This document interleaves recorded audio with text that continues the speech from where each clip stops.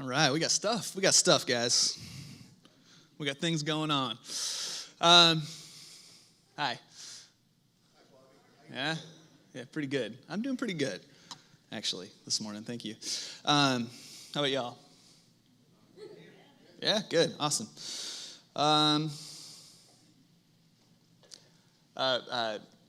We've got this little devotional guide, and so if you want to grab one of those, they're in the lobby, they're online, and they're just verses associated with each week's teachings to kind of work as prayer prompts or a beginning place for whatever your current practices for connecting with God happen to be. And also there are little study guides if you wanted to get just a few people around you to kind of explore these themes a bit more deeply in the context of community. Like all the work's done, you just have to get one of those guides and then invite a couple people. Those are also online and in the lobby, and this ends the promotional segment of our morning. And we'll transition into the talk, which really I can't really tarry here. I fear that as I edited this as best I could, and I couldn't figure out anything else to cut. So, that's like a positive way to say this. Well, I don't know. Buckle up. This is a continuation of our study of the Sermon on the Mount, the kind of essential teaching of Jesus. We've moved through the Beatitudes and his kind of opening remarks. And now we move into the section that we've titled, the title of this message is Jesus and the Law. And so, like the law and the prophets, not like the law, not like the man or whatever. That's what I pictured just then. Jesus on a motorcycle. All right. You guys, I have to stay focused. Help me stay focused up here. All right, here are the words of Jesus. This is Matthew 5:17 through 18. He says, "Do not think that I've come to abolish the law or the prophets. I've not come to abolish them, but to fulfill them. For truly I tell you, until heaven and earth disappear, not the smallest letter, not the least stroke of a pen, will by any means disappear from the law until its purpose is accomplished." And that last little bit is the New Living Translation. Until its purpose is accomplished. So, I don't think that you have to say something like, I didn't come here to abolish the law unless it was being inferred to you either directly or indirectly that maybe you were sort of abolishing the law. And that's because, if you just kind of glance through the Gospels, you see that Jesus was taking a lot of heat around his relationship to his own spiritual tradition. To the law and prophets, which were the Hebrew scriptures, which sort of constituted the indisputable, the largely taboo. It's taboo to ask questions about this kind of thing. It's the bottom line, and the sense is we need, this is foundational. This is sort of the roots or our baseline understanding of what exactly our cultural identity, our religious identity, and thereby our individual personal identity. It's all, this is the bottom line. I'm trying to think of an equivalent modern term, and I like the best is like God and country, maybe. And so the guardians of the status quo, whom I think unnecessarily categorized as like the bad guys, but the guardians of the status quo, which were the scribes and the Pharisees and the people who generally seem to be giving Jesus the hardest time. They're taking a pretty hard look at what Jesus' relationship is to his own tradition, because he exists within a tradition like everybody does.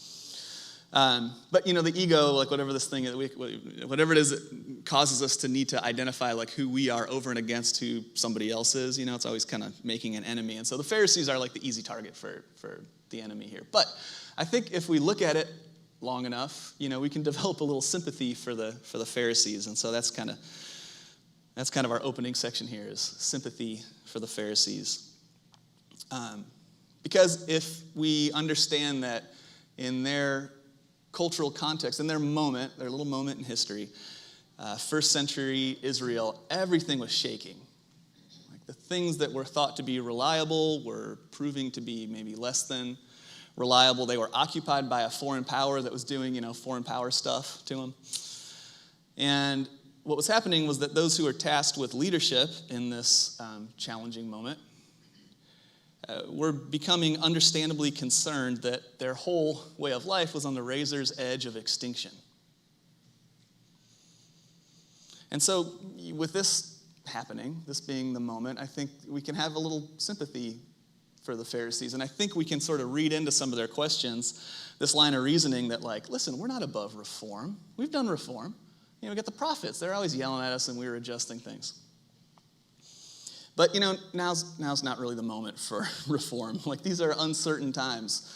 Everything is shaking. Our people need clarity, stability. We have to offer them something to hang on to. And here's Jesus, this sort of up-and-coming rabbi, leader, who's gathering following that's growing and growing. His influence is expanding. And I think this is the conversation that the Pharisees are trying to have with him. Just like, hey, listen, can we just pump the brakes a little bit? We don't need to add to the chaos of the moment. And Jesus' response all the time is just like, let it go. If it's shaking, maybe let go of it. If it's true, if it's actually reliable, it can't go anywhere. Because you're not holding it if it's true. It's holding you. And we can't feel that or experience that as long as we continue to be the ones who feel like we are doing the holding. There's no experience of being held without letting go.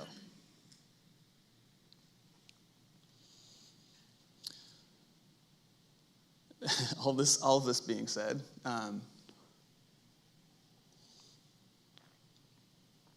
what we're going to look at here for a second is this question. Like, so what relationship did Jesus actually have to his own tradition? Because the priests and the professors, the maintainers of the status quo, they were concerned. They had there were a couple things that they kind of had their eye on. First of all was the company that Jesus kept. This came up regularly.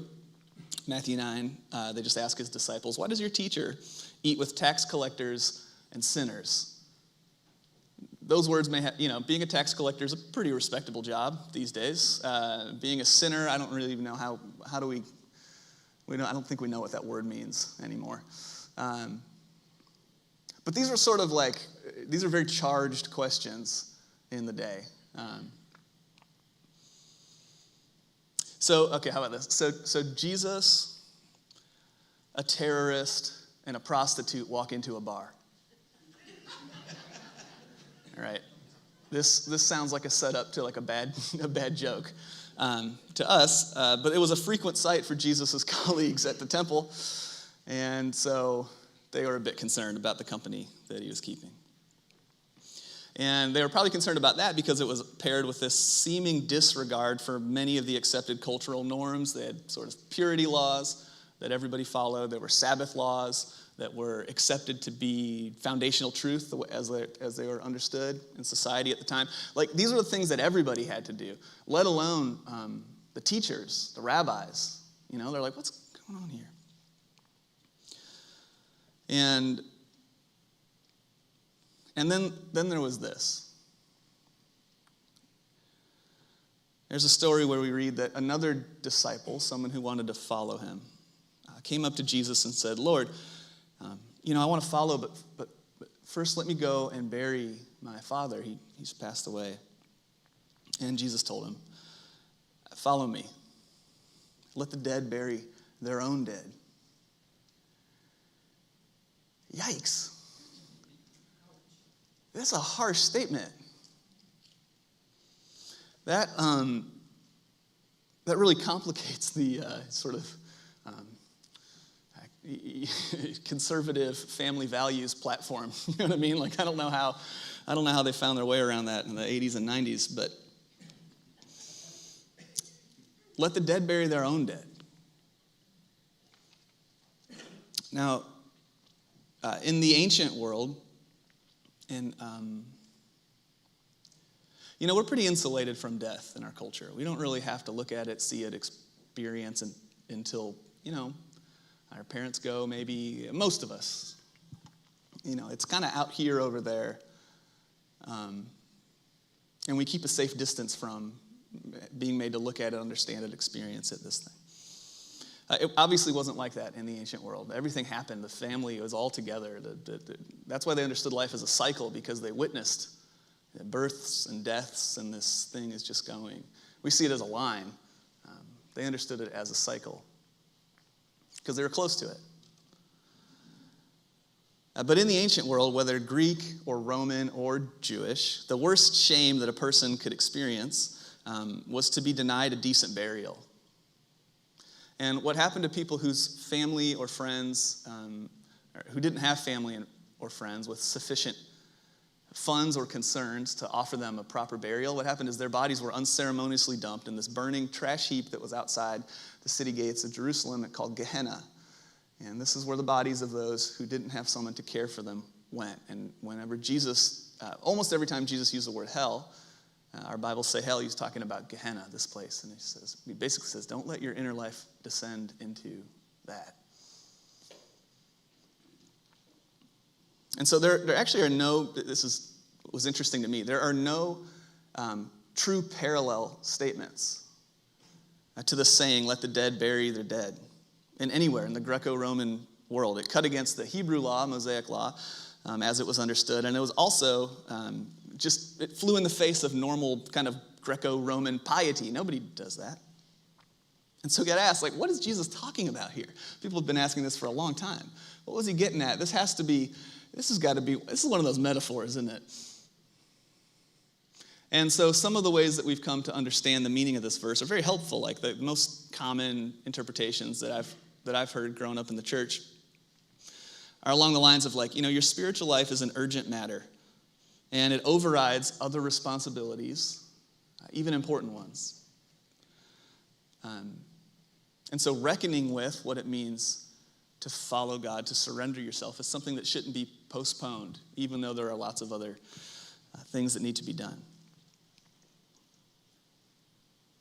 I've also heard it said, that commitment to God supersedes all other ties, even those most closely felt, even the connection that you feel with your family and the people that you love the most. There's this kind of this pursuit of God, this receiving of God's grace has to supersede all the other relationships. And these are helpful interpretations, and they're true in my experience. But what struck me as I was preparing this week is that I don't think that they communicate the severity of what Jesus was asking his original hearers. Because what they would have heard was Jesus saying, disregard these duties that were commanded to you by God. I mean, the fifth commandment, the essential one, we like to say, the Pharisees made all these extra rules. There are too many for anybody to, you couldn't wear mixed fabrics. And of course, nobody could keep up with that. And Jesus cut out all the fluff and got it back to it. But this is one of the 10 commandments, to honor your father and mother. Disregard duties commanded by God in the scriptures, which is to say, the will of God.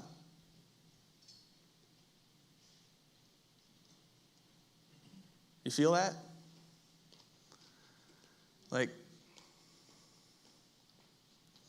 From our vantage point, we can say, well, he's not saying that. It's just a different interpretation. He's clearing away the fluff. But that's from our vantage point. And to most everybody who would have heard these words originally, that's not what they would have heard. And this is a frightening place to be. Out on the edges of your tradition, out sort of on the borderland between what has been and what maybe is. It feels like you've lost the grid or the guidebook or the rules, and here you are. And it's hard to shake the feeling of is this okay? Am I being deceived? This must have been the experience that many who followed Jesus felt often. Because here's everything they ever knew saying, this is not okay. And yet something in their heart was saying, follow this.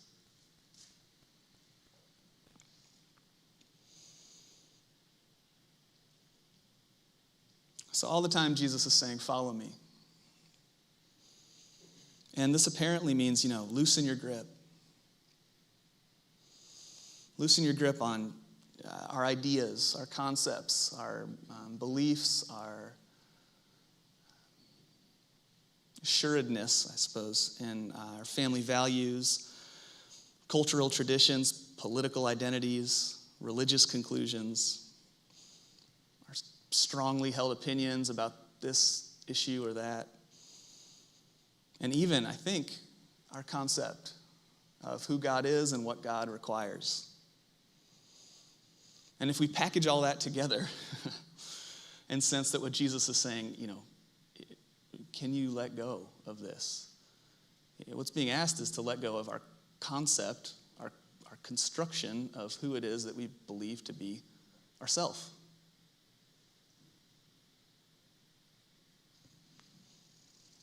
I don't want to undersell the severity of what seems to be being asked here. And Jesus says, let go. Let go, which is not the same as reject. Right? Let go is not the same as rage against the machine or rearrange the broken parts or pull as many people out of the, burning building as you can. It's like, just calm down.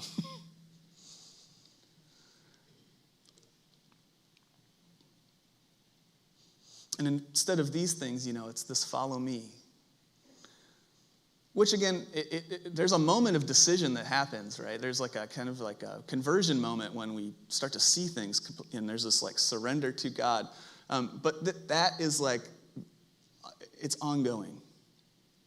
This follow me, it's daily, it's moment to moment, it's situational, it's in the small choices, it's on the way into the conversation.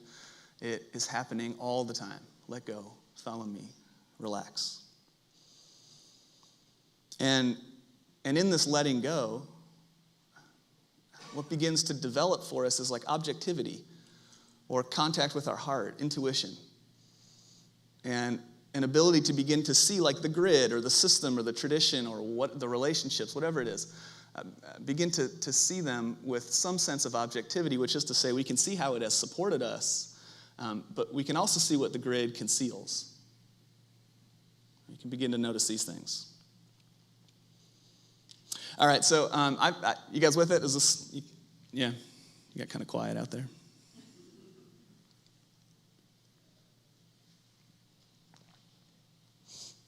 I first heard this story from a guy named Pete Rollins.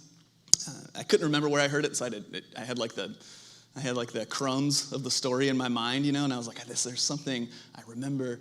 And so I tracked my sources, and I first heard it from Pete Rollins, but it looks like a lot of people have told this story before, so I had I'm not going to lie to you, I had a jolly good time writing this up this week. And so here's my version of the story that I heard.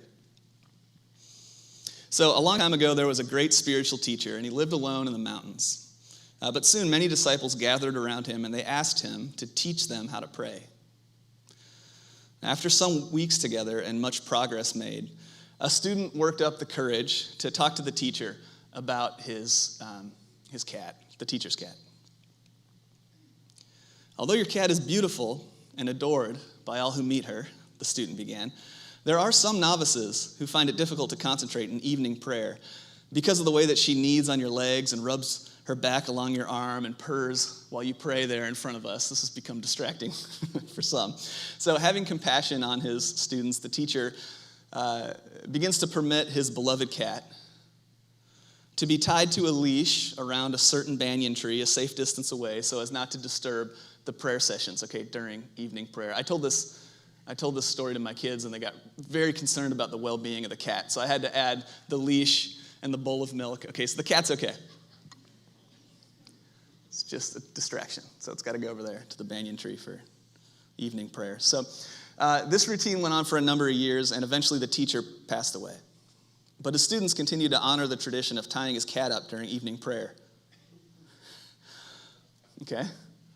So their devotion to prayer deepened, and their monastery grew in numbers. Many years pass. The cat dies. And so some from the monastery go into town and they buy a new cat, and they bring the cat back out to the monastery, and they begin to tie the new cat up to the banyan tree during evening prayer. All right, so some disciples, they come from neighboring monasteries. They start to visit, and they wonder at this odd tradition with the cat over here on the tree. But they also notice that there's a genuine commitment to prayer, and these disciples have begun to develop what appears to be wisdom. And so word begins to spread around the region that the practice of tying a cat to a banyan tree is a tremendous help in facilitating the proper atmosphere for prayer. A generation passes, and technical papers begin being written at the local universities about the importance of tying a cat to a tree before undertaking any kind of serious prayer. Various professors begin offering theories about the positive effects the feline presence has on the human faculties of concentration, balance, and surrender. These theories are widely accepted and taught. Local religious stores begin offering a valuable service by selling the specific banyan seedlings, the species of cat, and the materials for the leash and bowl, so that lay people can undertake in this helpful practice from the comfort of their own homes. The original monastery becomes widely regarded in the area as having uncovered an essential practice in prayer, heretofore unknown by previous generations. Now, a century goes by, and as happens with all institutions, the monastery begins to be in decline. And so what happens is an up-and-coming teacher with an impeccable reputation is contacted to come and to be the new abbot. And he arrives, and he has an extreme cat allergy. And so he orders that the cat be removed from the premises. And this is initially met with fierce resistance. It's like, this cat is the papers and but he didn't care. He couldn't deal with it. His eyes were itchy. The cat has to go. So eventually, the students choose to trust their instructor. They remove the cat. And because he's such a remarkably gifted instructor, they continue to progress in prayer, even in the absence of a cat. Little by little, because the monasteries were always looking for interesting new angles and methods for prayer, and also because they had grown tired of caring for so many cats, new theories began to emerge, and they had compelling titles like On Prayer Without Cats, and Your Cat is Your Crutch, Why God Alone is Enough.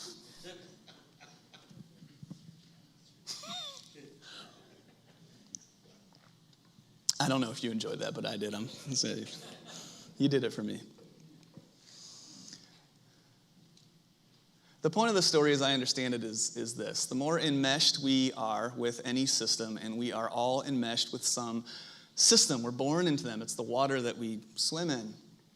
But the more enmeshed we are, the more objectivity we lack.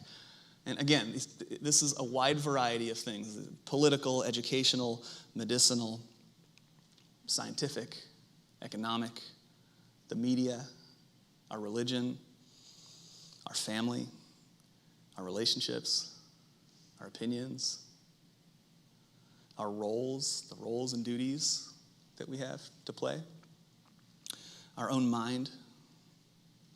The more enmeshed we are, the more difficult it is to see, and the kind word would be biases, but a more honest word would be the inherent insanity that is just mingled in there, right along with the good and the holy. Because, of course, all of these things exist, the traditions, the cultures, the systems, because they're helpful in many ways. If they aren't helpful, they become disregarded. And so these ancient ones that have been around for a long time, they're helpful because they provide ideas and support networks and guidance that can begin to actually pull us outside of ourselves, maybe for the first time, to see something different. But without objectivity, which is risky oftentimes to come by. Without objectivity, they all universally descend into terms we're so familiar with: programs too big to fail, questions too unorthodox to be asked, indisputable bottom lines, and these bottom lines unconsciously guide our life, the way that we live. And what begins to happen, how we're trained, is to trust the system and doubt ourselves. And then the Sermon on the Mount, Jesus' essential teaching, begins with that in reverse. Trust yourself and maybe doubt the systems.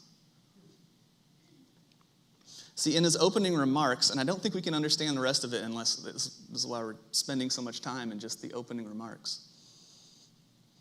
But in the opening remarks of the Sermon on the Mount, Jesus tells his disciples, and then also this hillside of just listeners who invariably had all kinds of different degrees of interest in what was being said and all kinds of different motivations for even being there. It wasn't just the inner circle, it was here to all, and in this way I think that they represent a stand-in for all humanity. And what Jesus speaks to these people in their varying degrees of willingness or ability to pay attention is this. He says, there is a universal blessing, and it holds all people. You are already blessed. Regardless of your circumstances, your perceived successes and failures, your ability to hear and receive those words, you're already blessed. Present tense, you are the salt of the earth. Present tense, you are the light of the world. Like you.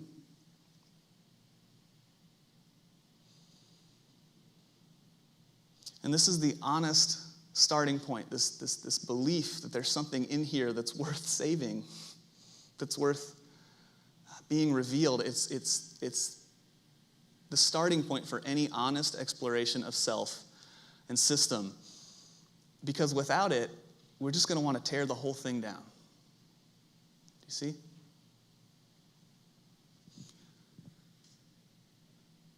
Okay, because I didn't see for a long time. And I still have this resistance that comes, I don't think that's okay. I'm not sure. Either you'll resonate with this next part, or I will send you a thank you letter for the group therapy session. And we can all go home feeling like we've done something kind for each other, okay?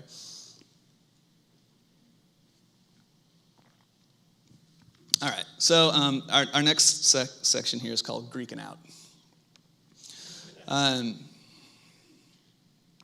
Now, many grew up being taught Jeremiah 17:9, and this is the ESV, and also almost every contemporary version carries essentially the same message, the same words. We grew up being taught that the human heart is deceitful above all things and desperately sick. Who can understand it? Trust yourself, you say?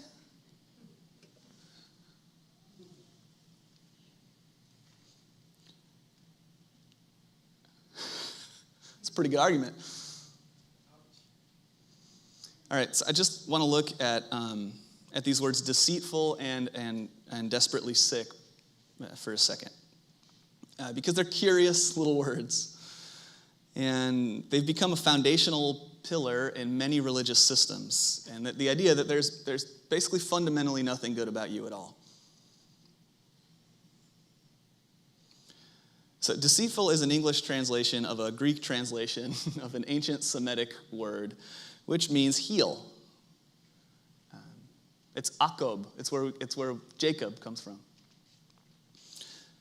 Heel, the lowest part of the body. It has only 3 occurrences in all of Scripture, And in each one, it carries a different meaning. It's deceitful, is how it's translated here, commonly translated here in Jeremiah.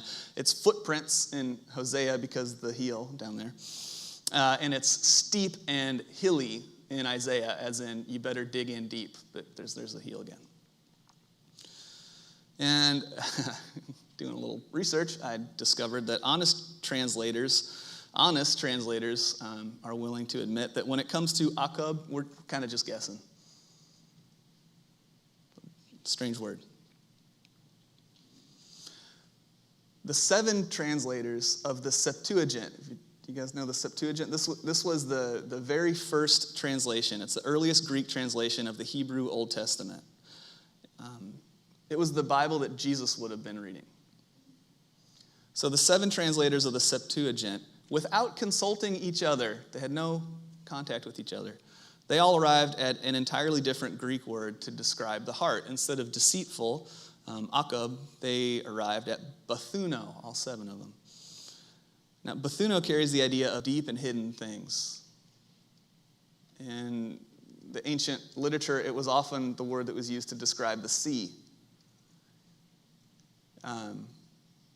Which, to be fair, from a safe distance, we like the ocean. The idea here, though, of course, is like the deeper you go in it, the riskier the business, right? Like my kids have shown me the National Geographic videos about what lives at the bottom of the sea. There's some curious creatures down there. But the way the Septuagint translated this verse is like this: the heart is deep beyond all things. And it is the man, it's the essence. And who can know him? Now,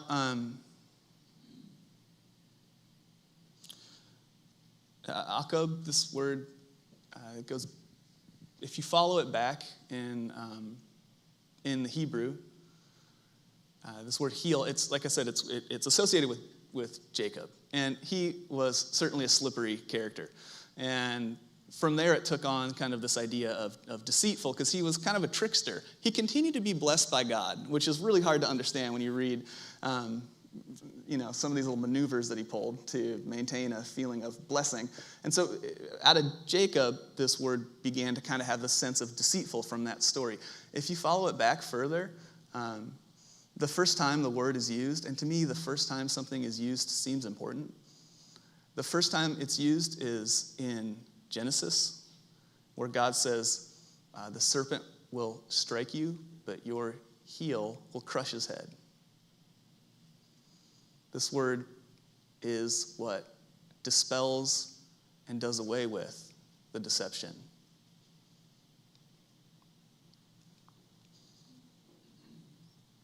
Bethuna appears only one more time in the New Testament. So we only have one more instance of it, and it's in Jesus' story of the person who builds their life on a solid foundation. And the word Bethuna is what Jesus chooses to use to describe the depths that have to be dug in order that a solid foundation can be poured upon.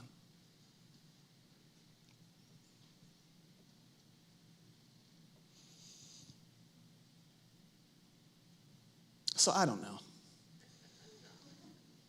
If the translators are willing to admit it's a sneaky little word, I guess what we have to ask ourselves is which way to read it is more helpful to me. And weigh it in your own heart and put into practice what it is that hopefully we're communicating here. Which is, the heart is mysterious. And who wants to go in there? Maybe if somebody could just tell me how to do it. Just tell me what the rules are. Tell me who God is and what God's like. And tell me how it is that I can please him. And I'll do my best to make that happen.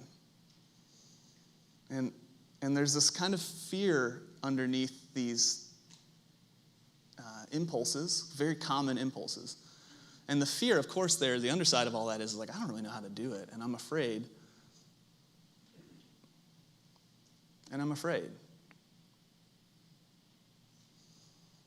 And so the systems continue because they're they're willing to offer an answer to these questions. But when they're challenged and made to go investigate themselves, oftentimes what they report back is kind of what the Pharisees are saying. Like, yeah, listen, a few adjustments need to be made here.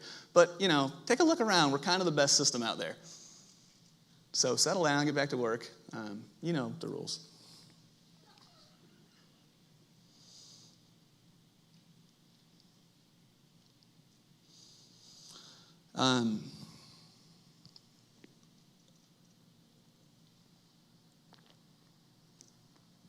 The temple system, the law and the prophets, sort of where we began, basically. That the sort of defenders, the protectors, the maintainers of the status quo are questioning Jesus around the law and the prophets. And associated with that is, of course, the Old Testament temple system and the sacrifices, and you know what I'm talking about. The center of the temple system was this yearly visit that the priest made into the Holy of Holies to make the sacrifice that would atone for the sin of all the people. And he only went in there once a year, and there's lots of interesting stories about it, but I hear that they had to tie a rope around his ankle and put a little bell on it because, if he wasn't found to be ritually clean, he would just die in there, and they'd have to reel him out and get a new high priest. And so, of course, kind of associated with that and the story, I don't think that story's true, but you know where that story comes from? Fear of whatever it is that happens in there. This kind of I don't want to go in there. Make the priest do it. He's a professional. And so, the priest goes in, and if he makes it out alive, he can tell us that, guys, good news, the customs, they're still working. Here I am. You got at least another year, so you can kind of get back to what you were doing there. And then St. Paul comes along, and he offers this incredibly controversial statement about the Holy of Holies. He says, don't you realize that it's not that building over there, but your body? It's your body that is the temple of God.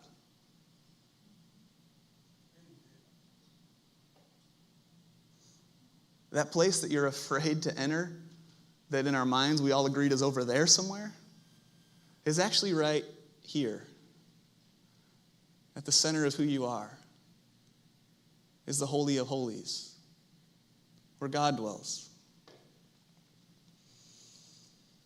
You can't send a professional in there. An amateur is going to have to do.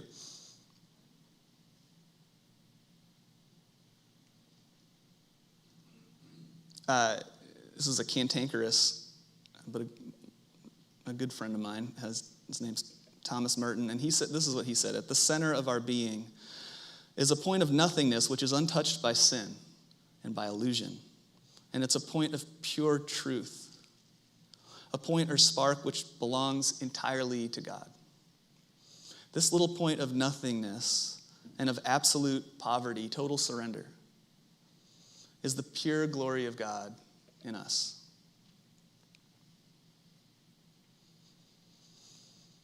Now, the end of our verse in Jeremiah, it concludes like this: but I, God, I get to the heart of the human. I get to the root of things. I treat them as they really are, not as they pretend to be, or try their best to be. This is Proverbs 25. It says, the purpose, the essence in a person's heart is like deep waters, but one who has insight draws it out. Will go for themselves there.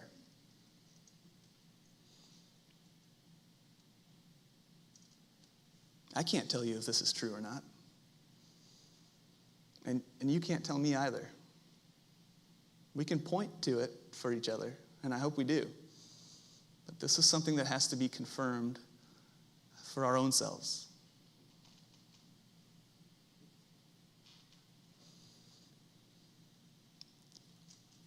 And so if we circle back around to where we began, with the statement of Jesus, I did not come to abolish, the law and the prophets. I didn't come to do away with the traditions. His original hearers replied, "Really?" Because that's kind of what it looks like. Because it feels like I'm losing something essential. Not just important, not just fun, not just interesting, not just something I know I probably shouldn't be doing. You see, I feel like there's something I've considered to be essential to who I am, and I'm losing it. And your response seems to be, let it go. Let it go. I didn't come to abolish the law and the prophets, but to fulfill them.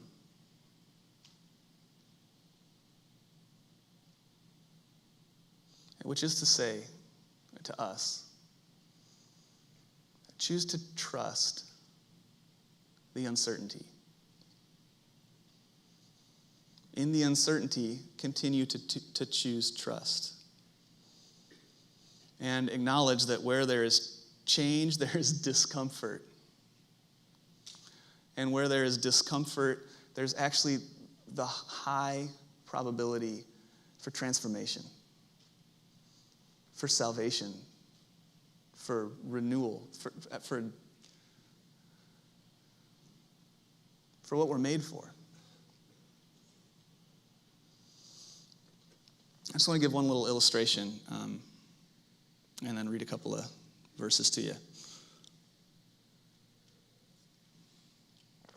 At times of transition, times of change, upheaval, surrender, letting go, seeing something you can't unsee, these things. They're uncomfortable, and we kind of want to sort of get them over with. The prayer is usually like, "Oh, Lord, please take this away from me so that I can," what? Never change?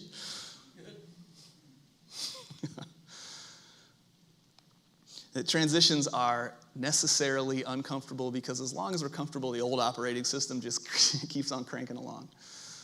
And so one kind of moment of transition that's familiar to me and many is sort of the transition into parenthood.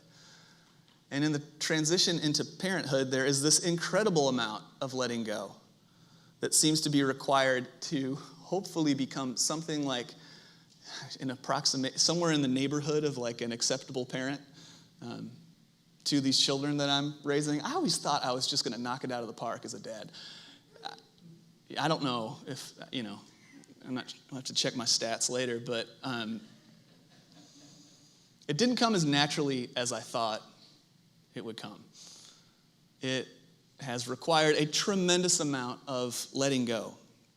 And I guess the primary thing, the root of the letting go, the thing I was sort of maybe trying to hold on to the most, was an old definition of freedom, of what it means to be free. And I guess my functional operating, I don't think I would have told you this, but I think my functional operating definition for freedom would have been something along the lines of, I do what I want.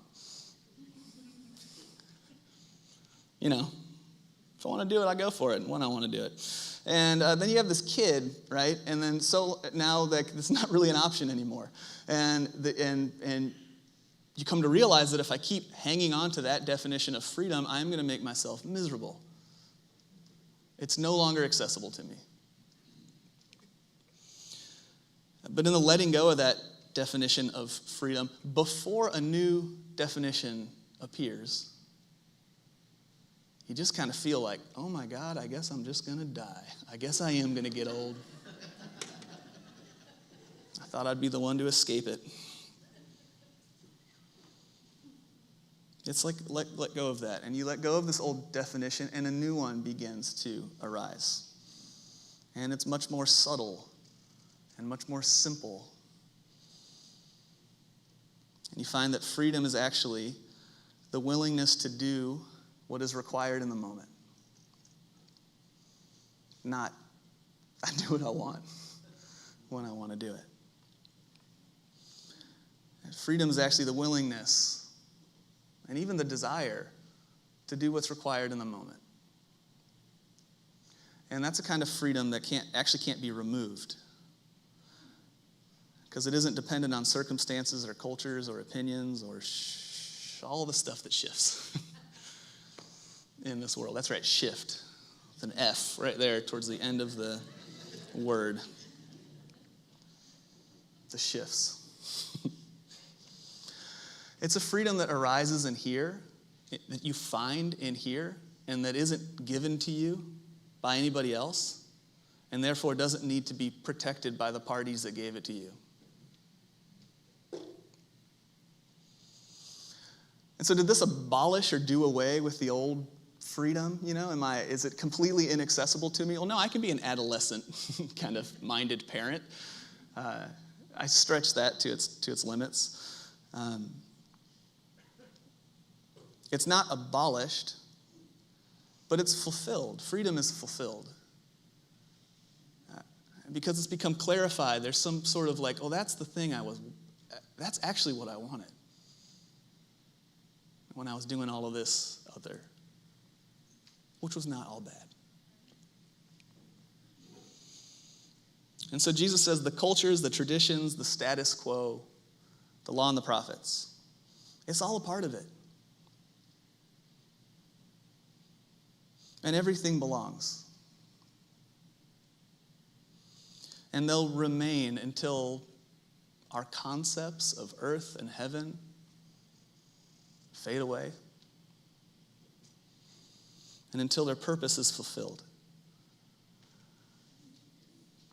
And I want to close by reading just a little bit from the Old Testament, from Jeremiah again. And I think it speaks to some of this. What is the purpose of this law and prophets? What does it mean for their purpose to be fulfilled?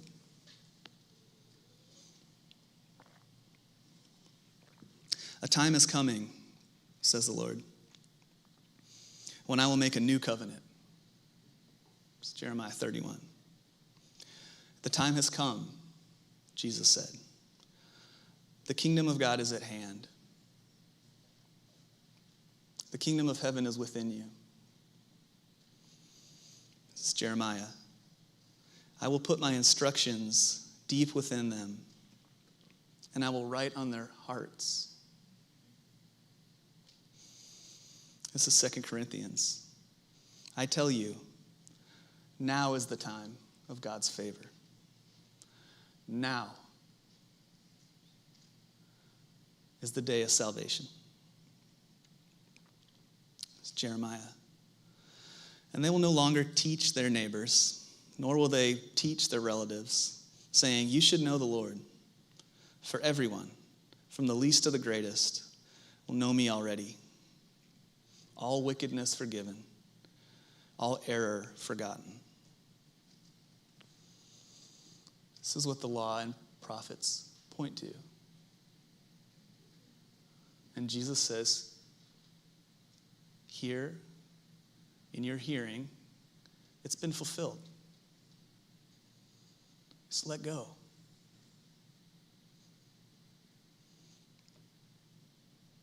I'll close with this. This is Paul, and it's the Message translation of Colossians 1, 26 and 27. And he says, the mystery, okay, the deep things, the Bethuna, the what is in here, the mystery, the longing, the hunch. The mystery's been kept in the dark for a long time, but now it's out in the open. Everyone, not just Jews, will know this rich and glorious secret inside and out, regardless of their background, regardless of their religious standing. What's the mystery? Well, the mystery in a nutshell is this. Christ is in you. The hope of glory.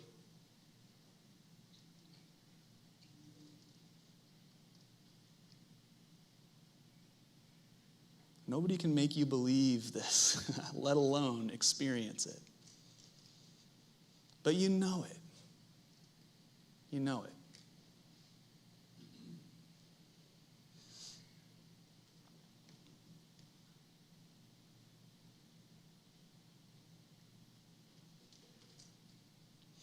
It's the foundation below all the other foundations. It's the one breathed into us by God. And therefore, it's the only one that can never be taken away.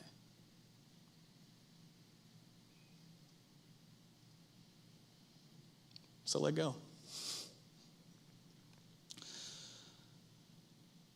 Yeah, amen. Lord, we just